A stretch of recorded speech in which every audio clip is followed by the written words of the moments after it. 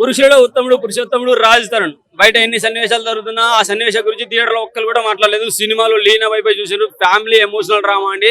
Emotional గా చాలా connect అవుతారు. రమ్యకృష్ణ గారి పాత్ర కొంచెం విలనిజం చూపించినా కానీ చాలా బాగా అనిపించింది. ఎండింగ్ వచ్చేసరికి కూడా ఆమె కూడా ఒక మంచి మనిషిగా మారిపోతుంది. ఎండింగ్ లో ప్రకాష్ రాజ్ గారు వస్తారు. ఉన్న 5 నిమిషాలైనా అద్భుతమైన మాటలు చెప్పాడు ఆయన. సూపర్ అంటే సూపర్.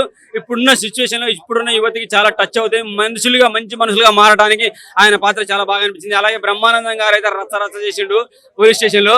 శివాజీ రాజా రవీంద్ర మీదకి కుర్చీ పట్టుకొని లేకపోతే కుర్చీ మరద పెట్టి కొడితే అని చెప్పేసి ఆ డైలాగ్ రాగానే కుర్చీదాతను గుర్తు చేసుకున్నారు.